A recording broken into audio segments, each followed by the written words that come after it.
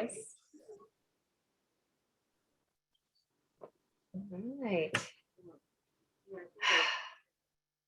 All right. Well, welcome everybody. We've got a few of you folks are starting to join us. We're going to give everybody just a couple minutes to hop into today's Sustainable in the City holiday edition. So we'll give everybody just a minute. Yes, welcome.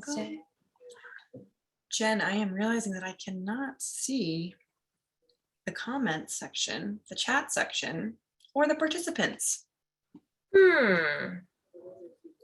Pesky Zoom. Let me see here. Oh, Bill, thank you for saying hello, because I actually did see that pop up. I wonder why I can't see it in a different way. Apologies to everyone. As always, for those of you that are joining us, we are going to, we do utilize the chat. So we do recommend that when you look at the chat, open it up, and there's going to be a little section that says to, and there's a little drop down box. And we want to make sure that everybody selects everyone so that any questions that you ask or any thoughts that you have, everybody can see that. Not just, I mean, Christina and myself love to hear what you have to say, but I want to make sure that everybody has a chance to see those questions and see any of those comments. I know we often have people sharing some really great resources in the chat. So make sure you set that to everyone whenever you use the chat. Yes. Christina, have you found it? I have not. You've not? Well, I've got it open. You might need to be the chat guru today. Okay, we're gonna stop sharing for just a minute to see if that helps. And then hello. Bill and Beverly, you too. Thank you so much. I can see your lovely comments. All right, we're gonna give everybody just one more second as I pull up one other quick thing to get myself prepared. I hope everybody's doing good today. Everybody's ready to learn about sustainable holidays, how you can be a little bit more sustainable this holiday season, because that is what we are going to be talking about today, is all things sustainable holidays. And it's just your hosts, Christina and I, as experts in this area, to talk about being less wasteful, to be more just generally sustainable across the board. So that's what we're here to talk about today. It's going to be very exciting. Yes. It's going to be weird for us to be the kind of the main stars. We're used to lifting everyone else up. Now we have to lift each other up, make sure that we're ready for this. This is going to be exciting. Get to finally talk to everyone directly, say hello, close out a wonderful year. Oh my goodness, I came in at the tail end of this show, but goodness gracious, we've had such a lovely 2021. Maybe just thinking about the episodes and not the general 2021. Hopefully everyone has had a wonderful 2021 though, in their own way. They've found some lovely time with family and friends, finding some time to maybe wind down a little bit at the end of this year, going into next year, ready to take things on, to be more sustainable, to continue to be sustainable.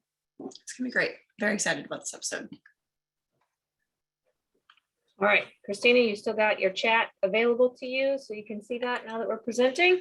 Everything is here. All right. Well, I think we've got a good critical mass of folks here. Christina, you should be able to adjust the screen as well now. So we are all set. So we'll go ahead and get started. Welcome everybody to Sustainable in the City, Thinking Upstream. This is our last episode of the 2021 year. It is, as Christina was saying, it has been an incredible year. We've talked so many different things about sustainability and how Nashville is doing more to be more sustainable, to be less wasteful, and really move this city forward in those areas. So it's been exciting. It's been a wonderful year. We do have a new year coming up in 2022. Just to let everyone know, we are going to take a little hiatus in January to reset, get you all we'll be sharing out stuff with everybody about all the episodes that we've had so far, but then we will be returning to you in February with a refresh and a whole new year of Sustainable in the City. So we're not going away. This will be the last episode until February for our loyal followers. As always, don't forget, Christine, you've already put it in the chat. Don't forget to follow the YouTube channel so that you can check out all of the other episodes that we've had. We've had 23 episodes this whole year. So it's a lot of good information. Don't forget to catch up on all of those. If you do have questions throughout today's presentation, we're going to be talking a lot about really actions that you all can take. So as you have questions, don't forget to put those in the chat. We'll be tracking those and we will answer. The two of us will be answering your questions at the end, as always. So with that, I think I just covered this slide. We've just talked about all of it. Excellent. We're going to jump right in. All right. So today's objectives, getting the big picture. So really what we want to do today is understand the impact that the holidays have on our planet from a number of aspects regarding sustainability, and learn how to make more informed decisions about sustainability for the holidays in 3 key areas. So we're going to be talking about 1, how we gift, 2, how we eat, and 3, how we waste. So I'm going to turn it over to Christina to talk about how we gift. Awesome. Thank you so much, Jen. So wonderful. So we're here, we're talking about sustainable holidays. We want to talk about how we're gifting things. No matter what holiday you're talking about, almost always there is some type of gift component to it. You want to show your loved one that you love them. You want to share in memories. You want to talk to them about the things that you have bought for them. So there's ways to do this in a little bit more of a mindful way. So thinking about the way that we're consuming. And the way we're going to do these 3 kind of components of general sustainability around holidays is we're going to start with some quiz questions. What we want you to do is just take a moment, put it in the chat, whatever answer you think it is. If you're wrong, there's no problem with that. There's no shame. We don't care. You're learning. We're learning. We don't even know the answers to some of these. And that's not a problem. So if you know it, awesome. Put it in the chat. Feel confident. Pat yourself on the back. But there are no issues with getting this wrong. So just throw your answers in the chat. And then we'll talk about some ways that we can actually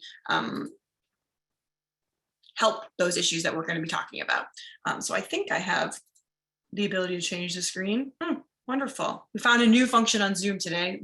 Very, very fun. So how much does the average American spend on gifts during the holidays? So this kind of holiday period right now that we're having, kind of the Thanksgiving, maybe December time, 500, 1,000, 2,500. All right, we're getting some B, B, C. Ooh, B. Victoria is saying 500. What is it? What is it? How much does the average American spend on gifts? Okay, so we're seeing kind of it looks like B and C are neck and neck here on the audience. Anybody else? Give you maybe a minute, not a minute, we're not gonna give you a whole minute. We'll give you a couple of seconds to get your answers in. My brain's already in the holiday season. Catherine, all right. It looks like quite a few of y'all are saying B. And if I am correct in my memory, which I always am, the answer is a lagging computer. The answer is B. It is $1,000 is the average amount of American spends on gifts during the holidays. That number to me is wild. I don't have any children, so I think that probably is skewed to families, but that is a very large number to be spending on gifts. And so just trying to think about how much we're actually consuming, how much we're actually spending, and putting that into context when it comes to the holidays. So next question, what percentage of Americans expect to return or exchange unwanted gifts or holiday items within the first month after receiving them? What percentage of Americans expect to return or exchange unwanted gifts within the first month after receiving them? Some people are saying 55%. Some people are saying A, C, C. We got A coming in again. We got B. Okay. A. Wonderful. I also appreciate just how active this chat is. Thank you. I know sometimes people are a little quiet in chats, but not this group. Not Sustainable in the City, folks. They know how to use that chat. All right, so let's see. What percentage of Americans expect to return or exchange unwanted gifts in the holiday season? And the answer is 55%. 55% of Americans expect to return something this holiday season. And I think I want to spend just a second on returns, because when you think about returns, it kind of feels like, they make it so easy, that one click button, just buy it. Oh, I don't know what my aunt's going to like. Does she like purple or does she like yellow? I'll get her both sweaters and she can just try them on. And it seems like such like a kind of an easy no-brainer thing to do. But if you take it a step further and we start thinking about, okay, but what does that mean if we're getting something shipped to us and then we have to ship it back? Is that going to get resold? And about 50% of the time, it's not even being resold. And a lot of the times that ends up in a landfill. So the things that you're sending back, even though they're perfectly good to be used again, just the way that the semantics are with logistics of stores and whatnot, it could either have been, now it's out of season. Maybe they just don't have the ability to put it back on the shelf. Maybe it got damaged in transit. And then if you're thinking about the emissions of the trucks or the planes or the freights that are bringing that material to you and then bringing it back, some luxury brands actually burn their material because they don't want people wearing their materials, getting it at a thrift store, which I think is cruel. And so you have these really, really intense things you kind of have to think about when you're getting returns. And something that I learned while we were making this presentation is the idea that if you're buying, let's say 3 shirts because you're not sure the color of it, the color that you want to get for your aunt or whoever, that actually creates an artificial demand for that product, right? So then now producers the next year feel like they have to create even more to keep up with that demand. So just trying to be more mindful of whether or not when you're buying something, where that is coming from and where it's going to go if you're planning on doing returns. Of course, returns are inevitable sometimes, so no shame if you're finding yourself returning things, but maybe don't build that into your holiday plan that you want to return a bunch of things.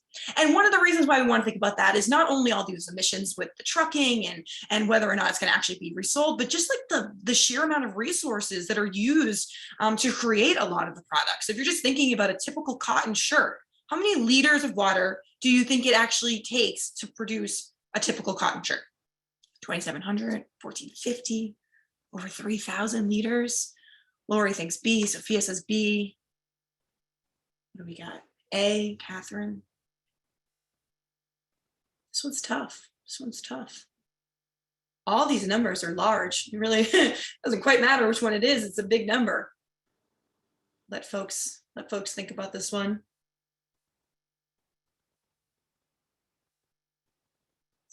This one's tough. Let's see. 2,700 liters of water needed for one typical cotton shirt.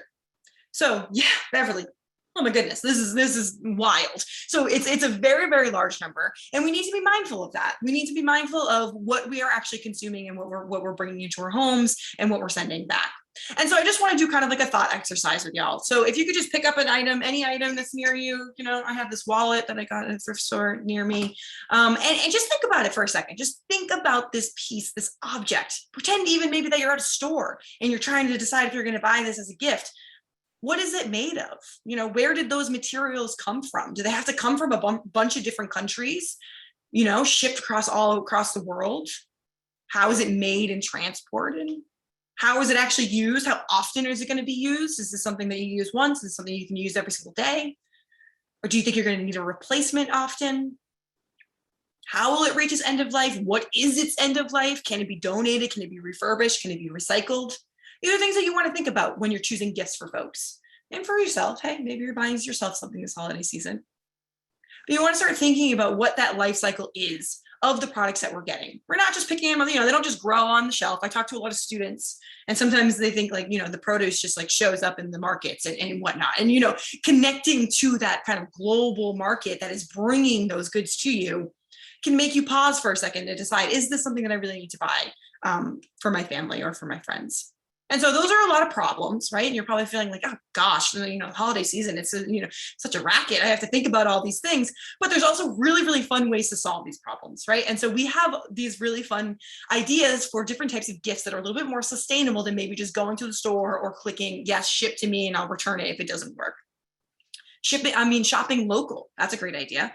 Nashville has so many lovely little boutiques and little thrift stores and lots of places that you can just go and pick something up and bring to your family members and not have to actually have it shipped. So you're not only avoiding, getting it from far, far away, but you're also making the returns easier too, if you do need to return, because you can just kind of maybe take a walk and return it.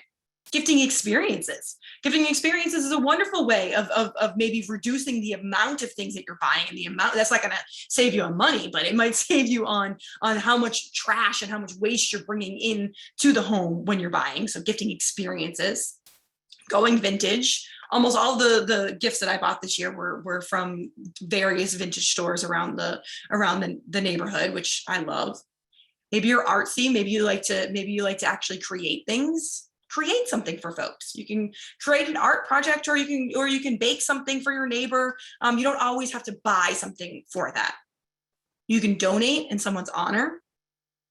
That's something that I do with my grandmother. My grandmother was someone who was very, very near and dear to my heart, and she always instilled a love for education in my heart, and so I donate to a charity that helps girls get their own education, and that's very near and dear to me. And I send that to her as a way of saying, like, hey, I know how much this is important to you. It's important to me. Let's celebrate this together. And that's a really beautiful way of sending a gift to someone without actually buying something physical. And then also, don't shame the just making a list. Just make a list, ask folks what they want. Maybe they can give you 10 things that they're interested in and you buy them too, so it's still a surprise.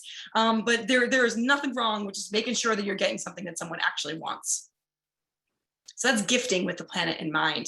Here are some Nashville gift ideas. I'm not going to actually sit here and read through them. We will send this PowerPoint out in our follow-up email, so you can kind of look through this and see if there was any ones that caught your eye. But there's lots and lots of gift ideas throughout Nashville. You can gift a tree with Root Nashville. You can go to the only Black-owned bookstore in Nashville and get some books. You can do, get soaps and coffee. I mean, there's so many things and so many locally made things in Nashville that you really just have to figure out what the person likes. And I'm sure you can find a store that has it. So again, don't worry if you didn't catch those. We will send this PowerPoint afterwards. So sustainable holidays, how we eat. We want to eat, drink, and be merry, but sustainably, right? We're gonna have another round of quizzes. So obviously Thanksgiving, if you celebrate Thanksgiving, that just happened. But how many pounds of turkey are thrown away each Thanksgiving? I'm realizing now this is not even worded as a question. It's just a statement. Pounds of turkey are thrown away each Thanksgiving. You tell us how much. Is it 90 million, 200 million, 125 million? B, A, C, C. Okay. We started off with some variety, but now we're doubling down on C. They're really coming in with that A. I like it. Let's see. How many pounds of turkey are thrown away each Thanksgiving? B, 200 million pounds of turkey. 200 pounds of turkey. That is wild. That is so much waste on just one item of food. Yeah, what? It is unbelievable. It's unbelievable when you actually start seeing these facts. And then you think about it. So that's just turkey, and that's just Thanksgiving. What about just all year? How much food is wasted in America? Is it 40%? Is it 50%? Is it 6%? We got A, we got C, C, C, A. I think I primed people, like, go with the highest number. It's the highest number. C. Well, you went high, Beverly. I tricked you guys. It's not the highest one, but it is still depressingly high, right? It's 40% of food is wasted in America yearly. And that is very, very, very, very sad to think about, just when you're talking about the sheer amount of emissions from food. We're talking about how much land is used for our food. But then when you really get into the human aspect of this, we have 1 in 7 of our fellow Tennesseans are food insecure. They don't know where their next meal is going to come from. And if 40% of our food is being wasted, that is something that does not jive with me. I'm sure it doesn't jive with you. And so we want to start thinking about ways that we can reduce that food waste. This is going to be the last question for this one. How many billions of dollars of food is thrown away in America each year? So maybe you don't care about the emissions. Maybe you don't care about the people. I'm just kidding. I know for a fact that you all care about that. But maybe you are driven by money. How much money is being wasted when we're talking about food waste? 35 billion, 100 billion, 165 billion. Now you guys know that I throw in those numbers. You don't know which one. So let's give a real guess. B, B, C, C. Okay. These are good answers. A, Sophia coming in with a B at the end. Let's see, what do we got? $165 billion of food is thrown away in America each year. So we think about all the different things that we're talking about with food, talking about the human component, the sustainable component, the environment, the economics. There's just so much waste when it comes to the food that we want to try to change the way that we're having our holiday feasting. And so don't you worry, we got ideas for you. We're going to talk about this a little bit more in Jen's section when she kind of doubles down on waste. But bring your own containers to gatherings, right? So you can make sure that if there's something delicious and my mom's stuffing, you want to make sure that you get that and you bring that home. Bring your own container so you don't even have to worry if the host has that. Eat seasonally. That's a really fun way, go to your farmer's market, try to show folks that are maybe visiting you what Nashville has to offer, all the great agriculture that we have in this area. You can use savethefood.com and estimate how much food you're going to make for how many people that you're going to have. Hopefully everyone's having pretty small gatherings this year, but if however many people you're having, you want to make sure you're making enough food for them. You don't want anybody going hungry at a party, but you also don't want to have, double the amount that maybe you would need. So just trying to be mindful of how much food you're actually getting, and trying to avoid the severe overcounting of how much food you think you're going to have, because everyone always takes a little bit on their plate, and I think everyone will be happy with what you make. Have a food waste plan. So that's very similar to having those containers.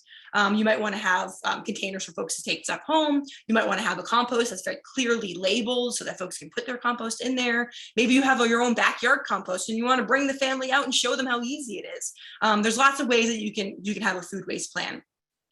You want to maybe have a plant-rich holiday meal. So it certainly does not have to be vegan. It does not have to be vegetarian, but maybe you introduce a couple of different plant-rich sides, or maybe one of your main courses is something that you want to make with more plants and less meat and less dairy, and show family members that, hey, it doesn't have to be what you maybe think of as vegan and vegetarian. This can be really delicious. This can be wonderful. It can be easy, and people won't even miss the meat.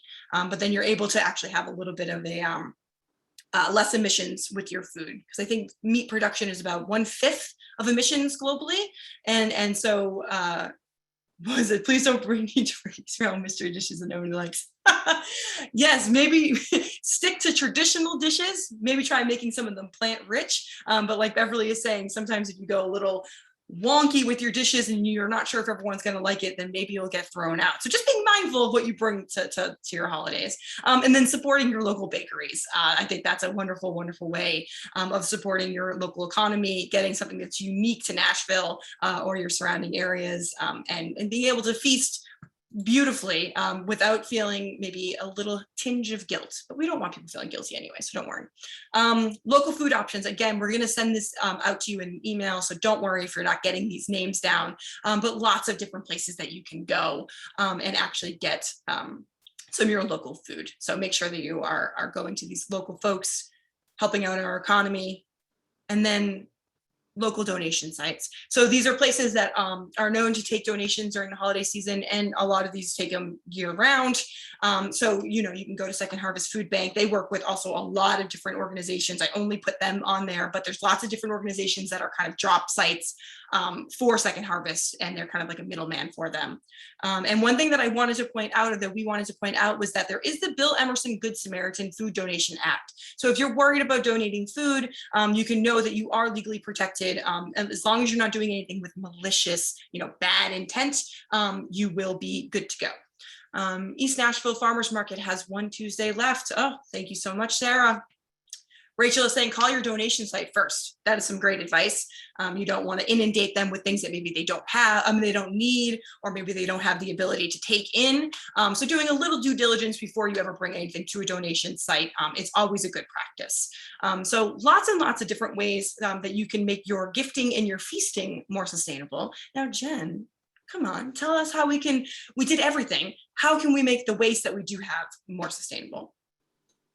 All right. Well, I feel like this is such a integrated, the waste piece, with everything Christina was just talking about, the way that we gift and the way that we eat during the holidays, all generates a lot of waste during the holiday season. A lot more waste than during the regular parts of the year. So we're going to talk a little bit about that. and how we can do our best to reduce that amount of waste and maybe manage this in a little bit more sustainable way and think through those different ways that we can be less wasteful during a very wasteful time of the year. All right, we're going to jump into these quizzes just like we did before. So we're going to start off by, and I almost just said this and I caught myself. So by what percentage does household waste increase in America between Thanksgiving and New Year's? So basically, what percent more are we wasting during this time? All right, B, C.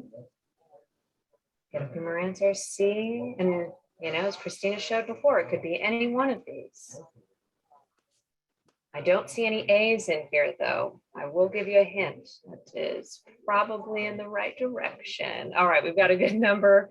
A lot of C's in there.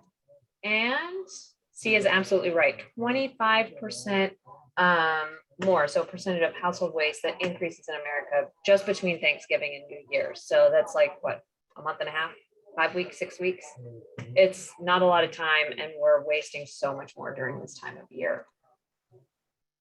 All right, let's jump into our next quiz question.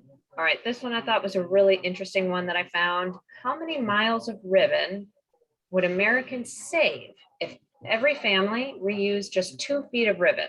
So if you're wrapping gifts this year and you just use 2 feet less of ribbon as a family, how many miles of ribbon would we actually save?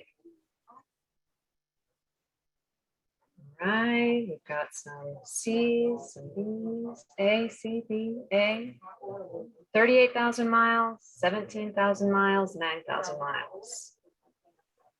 All right, the letters are all scrolling together between last question and this question. So I don't know where we're at, but we're going to reveal the answer now. So this is another big one, 38,000 miles of ribbon. If you just didn't use 2 feet and everybody did that, just in America, that would go around the world. So it's out of control. And that's just on a decorative piece of ribbon that it has no actual function other than to look pretty. So, I mean, it's kind of mind boggling just how much of that material is that we are wasting just to have a bow on a gift. All right, so jumping into the next one, our next quiz question, also about gift wrapping. How much wrapping paper do Americans use annually? All right. 333 million square feet, 50 million square feet, or 3 million square feet. Okay, we've got some A's, got some B's, got some A's. All right, wrapping paper. We're going to talk a lot about wrapping paper today. All right, 333. So these were all high numbers. They were all super duper high. A lot of wrapping paper that's out there that's being used on an annual basis. Now this does go beyond, of course, this is annually, so it does go beyond Christmas, and the holiday season. But this is still a lot of that paper is being used during this time in high concentrations. So that's a lot. Again, for something that is mostly decorative and doesn't necessarily serve too much of a purpose. So this is more of that, I guess, recycling section as well. So I'm going to be talking a little bit about more specific details about recycling, about these materials, and what you can and cannot do with them. So gift wrap and greeting cards in particular, most of these things really are not recyclable. It's something that I know I've got family members that send out greeting cards and they've got foil on them, they've got glitter on them, they'll have, other little plastic pieces on them. They might have music in them, they might have velvet or other textures on them. And all of that stuff makes every piece of that material not recyclable. So you start adding all of those things that look beautiful, they look decorative, they're exciting. I know my dad loves the little, the music cards and all of that stuff, but that stuff in there makes it not recyclable. So all of this stuff, plastic bows, the ribbon that you get, typically twine, a lot of this stuff is just not recyclable. And same with wrapping paper. Wrapping paper has the name paper in it, but so much of it is impregnated with all of these different types of materials that more often than not, your wrapping paper just isn't recyclable, which is why, and because so much of it's not recyclable, we actually ask that you don't put it in the recycling bin. We would prefer that you just leave it out and throw it out so that you're not contaminating the recycling with wrapping paper that can't be recycled. So what else do I have on here? Oh, and some of this stuff, instead of using those other materials, there's so many natural materials that we can use rather than using all of those foil and glitter and all of that kind of stuff. Victoria, yeah, it's actually wrapping plastic. That's a really great way to put it, because a lot of this stuff is impregnated with plastic. It's not just plain paper, because plain paper is absolutely recyclable. But all of these other additives that get put into it to make it look shiny, to make it look pretty, that just makes it a more difficult material to manage when you're looking at it from a waste perspective. But as Christina had solutions, so do I. Let's talk about these decorating solutions. So going on beyond wrapping paper and all those different items that we're using to decorate during the holiday season. So first off, let's talk about Christmas trees. Go natural. It sounds a little bit counterintuitive to get a real Christmas tree instead of getting one that you can reuse year after year after year. But if you aren't reusing that reusable tree for a couple of decades at minimum, which often people are not, they might use it for a few years, maybe even a decade, but they want to upgrade, they want one with different lights, or they want one that has lights incorporated into it, or whatever change you want to make. If you aren't using it for a truly significant amount of time, getting a real tree is actually just better. So opt for those natural trees, and same with all your other decor. So for like a wreath on the door, opt for something that's more natural, because natural items can be composted.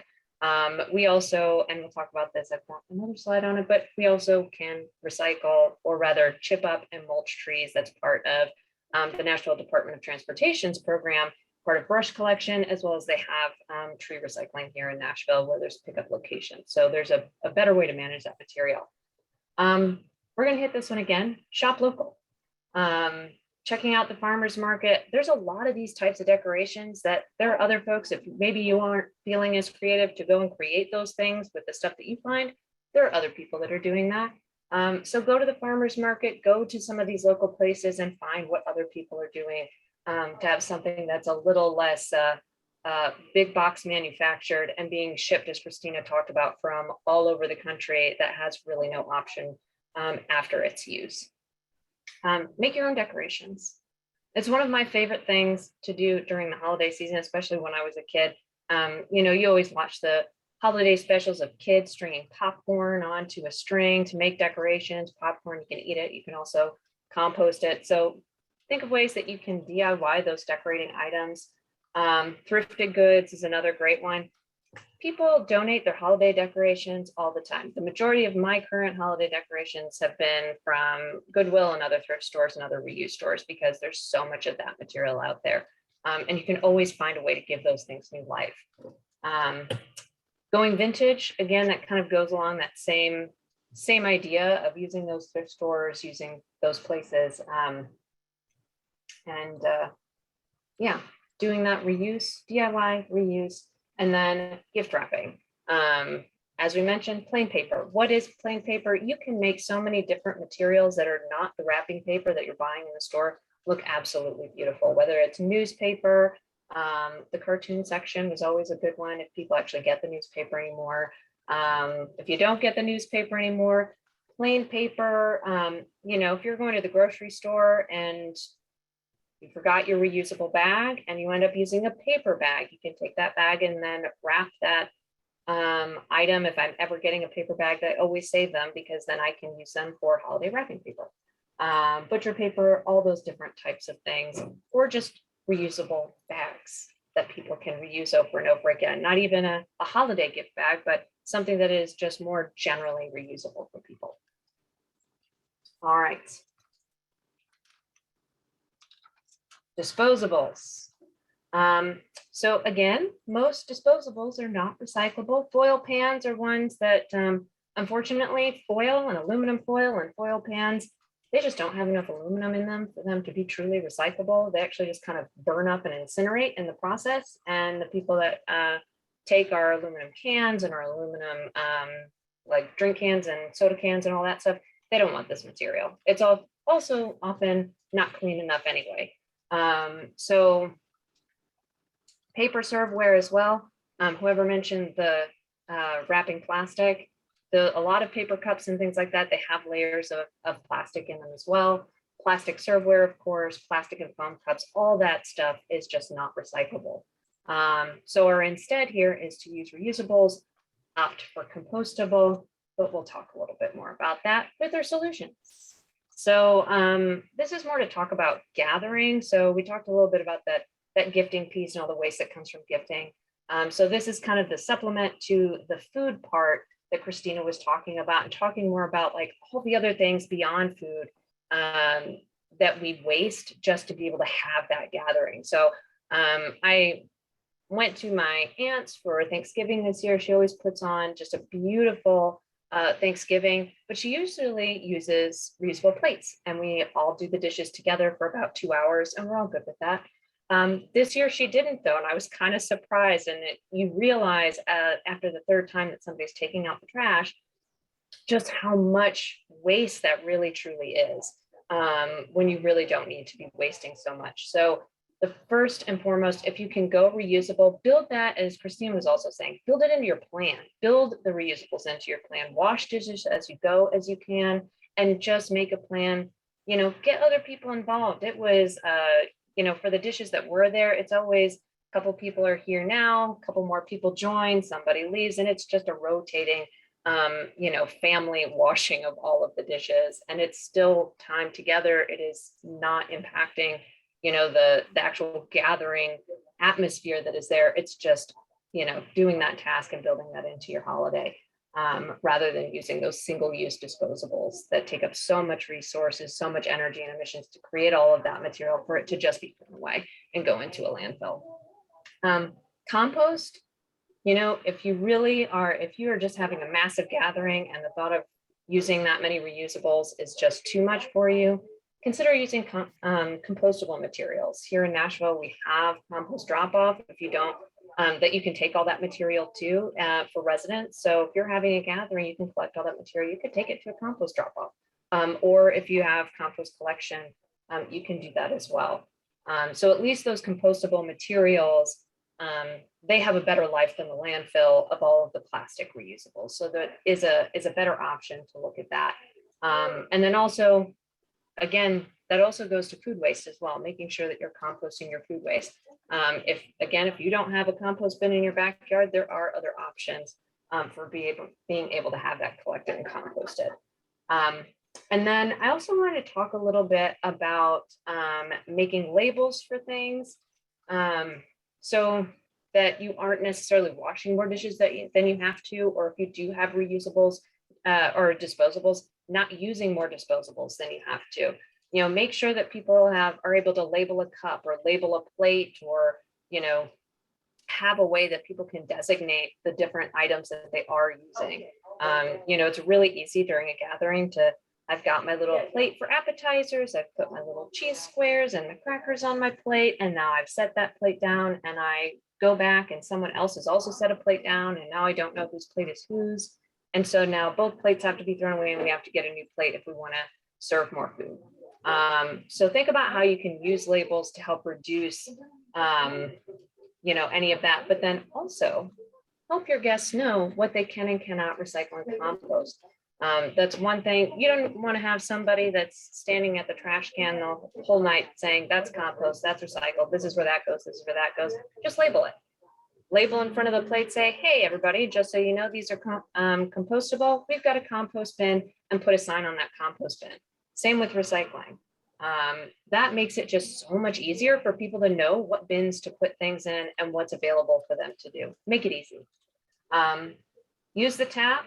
This is, again, with gatherings, it's a lot easier to have bottled water, but avoiding those single-use bottled water for guests and really taking advantage of Nashville's high-quality tap water. We do have really good tap water here. They work really hard to make it above and beyond EPA standards. So take advantage of that and use the tap. It's, it is local, hey, and it just is so much less waste in terms of the plastic that's being used to wrap those.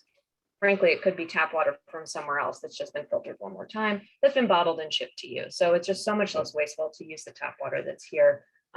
Chilling it, if I know there's people out there that don't love the taste, that are more sensitive, I guess, to taste, chilling it will help that. So chilled tap water, definitely the way to go. And then waste stations. So again, this kind of connects back to those labels and making all of your options right there available, rather than having, regularly you might have the trash under the sink, the recycling in the closet down the hall, or whatever system that you have. Find a way to bring all that stuff together so there's one spot with everything there, making it really easy for all of your guests to be able to put things in the right bins. They don't have to go hunting for the recycling bin. They don't have to, well, make them hunt for the landfill bin. I'll be good with that. But don't make them hunt for those other diversion options if they're available. All right, so that's gathering with the planet in mind. And now I'm just going to go into a couple of recycle right tips and tricks for all of the holiday wares that you might have out there. So real Christmas trees, as I mentioned, there is the National Department of Transportation tree cycle drop-off. That's going to start, I think it's the 26th of December, and will go through sometime in February. So they've got locations where you can drop that off. They'll be making more announcements about that, but if you just follow their social media, you'll see all of that information. Also, if you live in Davidson County, everybody gets brush collection 4 times a year. Just set it out ready for brush collection, and we'll come and get it, or they'll come and get it and take care of it that way. There's also the elephant sanctuary that you can donate it to. I don't know a whole lot about that, and I realized, Christina, this was something that was pulled from somebody from Urban Green Lab. So I don't know if you know more about the elephant sanctuary, but there's some really cute elephants out there that are eating and munching and enjoying on Christmas trees. So that's an option. And then for decorations for the most part, they just really are not recyclable. So save and reuse them, donate them to places like Turnip Green, where they can be used for art projects, or other people might be going there for holiday decorations in the future, or just donating them in general, because so that other people can enjoy those holiday decorations. And then finding those compostable options, and then compost them if you have no longer use for them. For gift wrapping, I actually do. I save all of my gift wrap and all of my bags, all of the tissue paper, every last bit of it, so that I can reuse it. Somebody's gifting something to me, I save it, I reuse it as much as I can. Donating some of those materials again to Turnip Green is an option. But then there's plain paper. If there's cardboard, recycling all of that material, and then composting anything else that might be, whether it's, if you've got just plain, super plain paper, that's also an option. Like an organic cotton twine, something like that could be composted as well. And then lights and electronics is the big one I wanted to mention here. So Christmas lights, a lot of times, I think most folks know that if you change out, if one bulb goes out, a lot of times the whole string goes out. So trying to fix your holiday lights before you're ready to dispose of them, try and fix them by replacing bulbs or trying to tighten bulbs. But if that doesn't work and it's just totally done, we actually do accept them at our convenience centers. We have 3 convenience centers that take electronic waste, and that does get recycled. So if you want to bring it to us, we can do that at our convenience centers. But then again, Turnip Green is just such a great option for so many different unusual things to give them new life. But donating lights as well, somebody might actually want to, if maybe they still work, but you don't want them anymore, before you recycle them, consider donating them, because that is a higher and better use of that material rather than it being broken down and reprocessed. And then you can also mail it to Christmas Light Source as well. So a lot of options there for all those different holiday wares. And then my last big one, what not to do. This is the naughty list for Christmas recycling and holiday recycling and Thanksgiving recycling, all of these at this time of year. So wrapping paper, we do ask, again, just don't put it in there. When in doubt, throw it out or save it and reuse it.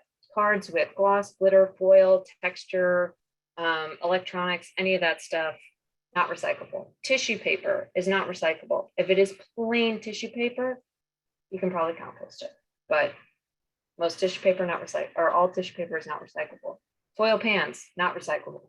Gift bags with gloss, glitter, or foil, it's got to be a plain, again, plain paper, brown paper bag, that's recyclable. All the other ones, that's just, they're not, keep them out. Ribbons and bows, again, not recyclable.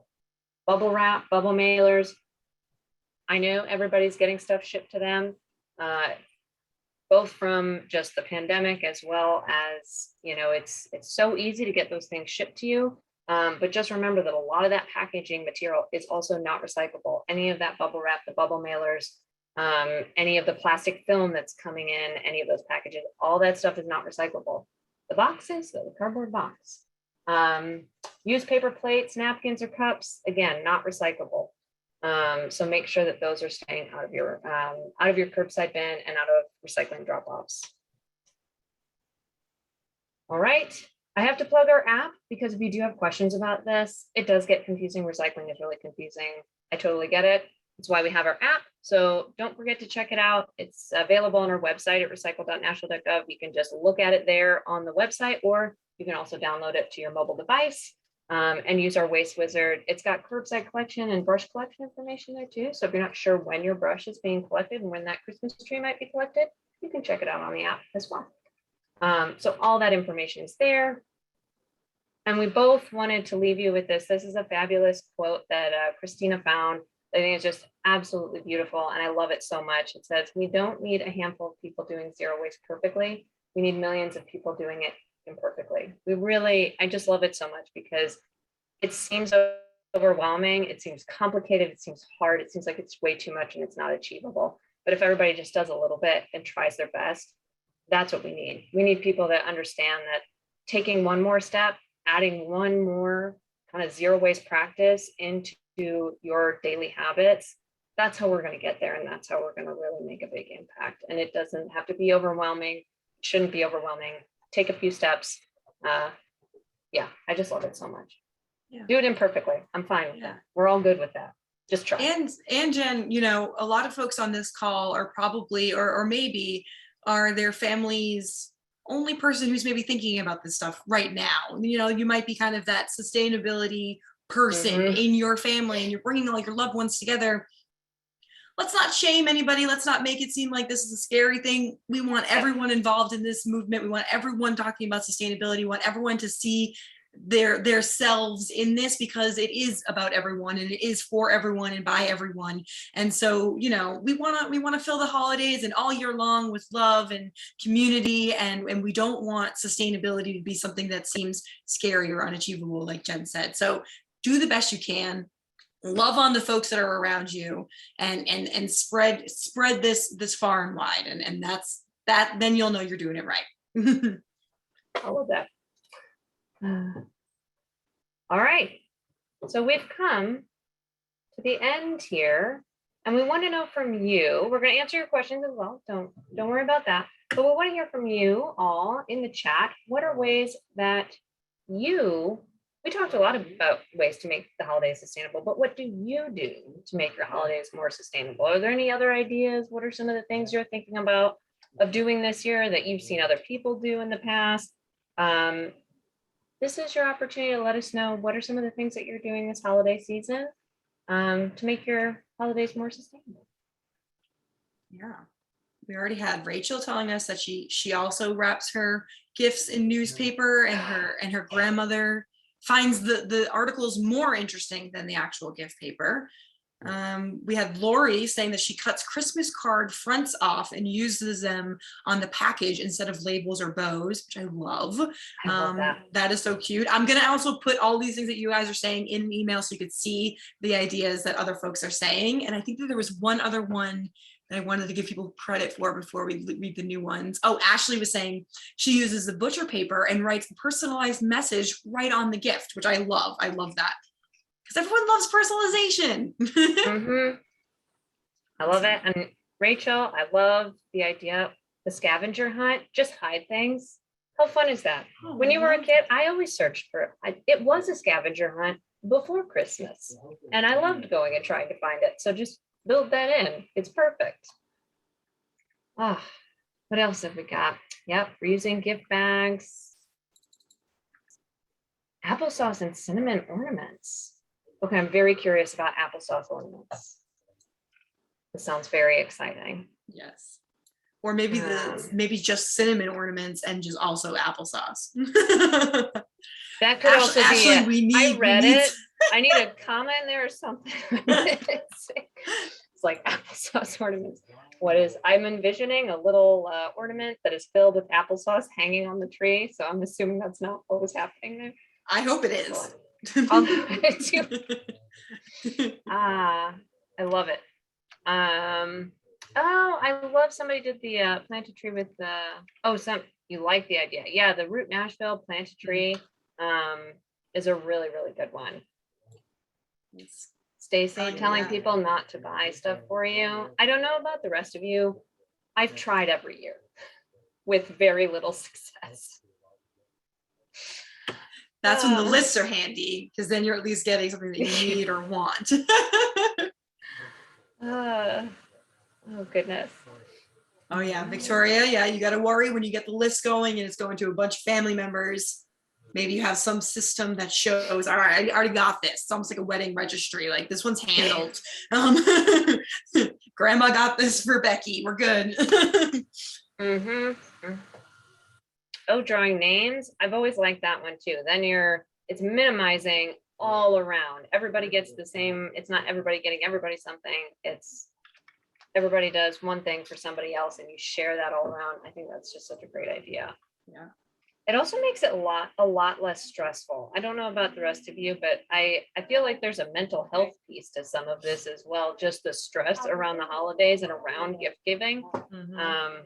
I can see that really lowering that stress level. Oh, 3 cups each, roll out, use more cinnamon, cut out with cookie cutters. Oh my gosh, I love it. Dollar limit suggestion. Yep. Love it. Again, with that mental health piece. Hey, sustainability and mental health go hand in hand. So yes, They do. This is great because some people, we don't know. You know, we were talking about it earlier about that $1,000 average and who was it? Our friend Victoria. Yeah, how do I get into that average American spending? Yeah, I'm not spending $1,000 on folks. No, that's not happening. And I don't have that kind of disposable income. But if you do, that's fantastic. I'm happy for the good fortune that you have in your life. But some people don't have that. So setting that limit, making sure that people feel comfortable with the limits that you're setting, that's good all around. I love that. Any other ones? These are so fun. No. Give gifts that are fair trade, Bill. I love that. Oh, good call. Yes.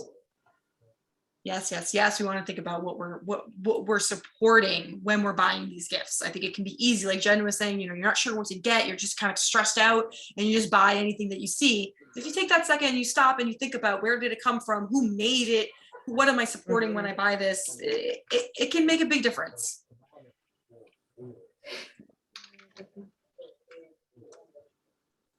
Oh, that's nice. Oh, these are such good ideas. Beautiful. Got new ideas for myself. All right. Well, do we have some questions as well? It looks like we're tapering off but keep sharing your ideas. If you have other ideas or have other thoughts, if there's something new you're going to do that maybe you learned today as well that you want to throw in there, do that. But let's see. Shall we jump into questions? Yeah. So send them on in. We didn't get too many. I know Jen and I are just perfect hosts and hit every single thing that you've ever thought of. So, you know, don't worry about that. And we have just a few questions I think might be a little bit more towards you, Jen, but happy to also do some research if we're not totally sure. So Sophia was asking, where can we get compostable disposables? She's in charge of bringing all the plates and cups for a Christmas dinner of 30. So I was just thinking, I feel like most stores have it, but I didn't know if you had any good tips on finding those. I mean, honestly, you know, your local grocery store probably.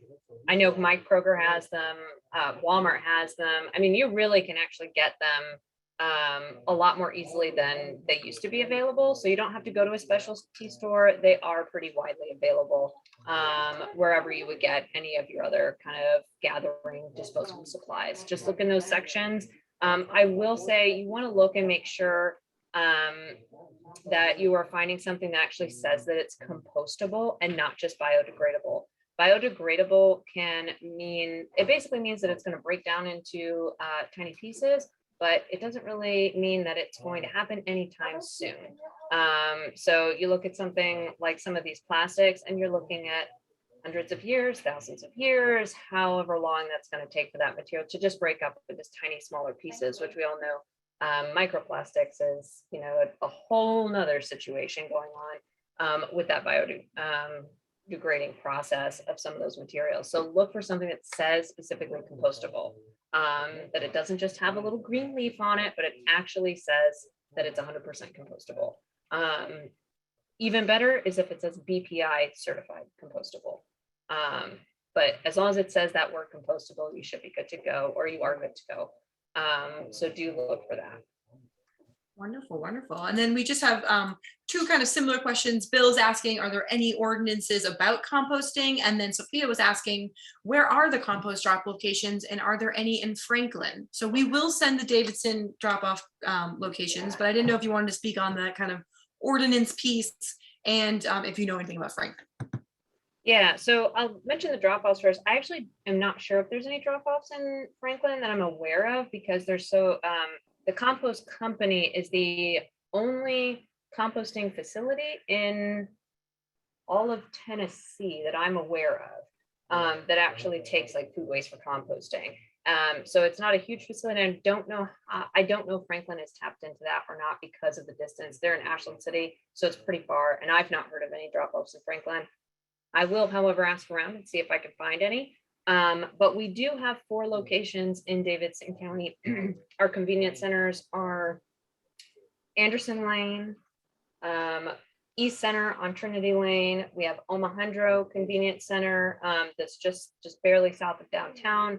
And then we have our Easel Pike Convenience Center that is also, so I went from north to south. Anderson Lane, pretty much everything is unfortunately on the east side. We are looking for to get something on the west side of the county, but Anderson Lane is up to the north and Easel Pike is all the way down to the south, but we will definitely send that information out to everyone. Also, I did see somebody mention that they have the app. We have a feature in the app where you can look up all of our drop-off locations, including our convenience centers. So you can pull that up, pull that right on in. Rachel has shared a purchase compost. There's a link about compost for Franklin. Thank you, Rachel. And I will also mention, the ordinances about composting. So if you're talking about backyard composting, in Davidson County, the biggest issues are your attracting rodents and being near any kind of stormwater runoff. There's not really an issue for backyard composting other than you really do need to keep it contained in the more urban part of the city. So there's really just those health concerns if you're attracting rats and rodents, which is why you don't want to put meat or fish or dairy or any of those fats into your backyard composting, because that's going to attract those unwanted rodent type of animals, including possums and raccoons and things like that. But otherwise, there's really not a specific ordinance around composting for your backyard, as long as you're not doing anything to create that extra health hazard there. I will say you want to make sure that you're not putting your compost somewhere where it's going to directly run off into a creek or a stream or a storm drain or something like that from the groundwater, but most people are pretty good and that's not typically an issue. So there you go. I think that covered those. Wonderful. That's it, man. We didn't have too many questions today. And like Rachel is saying, she only saw how to purchase compost in Franklin. And so, yes, good point. It's super important to support composting facilities by purchasing their product as well. Compost vouchers are a great holiday gift. Oof, Rachel, come on. Beautiful. So I will actually add that to our resources that we're going to send out. Just do that now.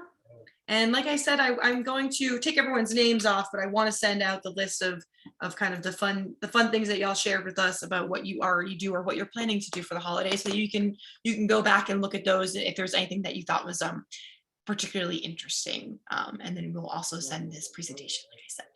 So it'll be great. Wonderful. Jen. All right. 1 o'clock, 1 hour, a perfect 1 hour of sustainable holiday goodness, tips, tricks, everything you need to know about just upping your sustainability game this holiday season. This Fantastic. Well, thank you all so much for being here. We appreciate your time. We appreciate your lunch hour. We appreciate so many of you. I know a lot of you have been on our Sustainable in the City series for multiple episodes in the past. So we thank you for joining us this year. Don't forget, we are going to be back in 2022. So be watching. We'll be sending everybody emails to update you when we get that new schedule and get everything going. Be sure to check out all of the previous episodes. We'll send you links to those throughout between now and January and February. So we'll be sending that stuff out. And I hope everybody has a really wonderful holiday season. Whatever holiday you are celebrating this year, I hope it is a good and pleasant and happy one. Thank you all. See you in 2022. Bye, everyone.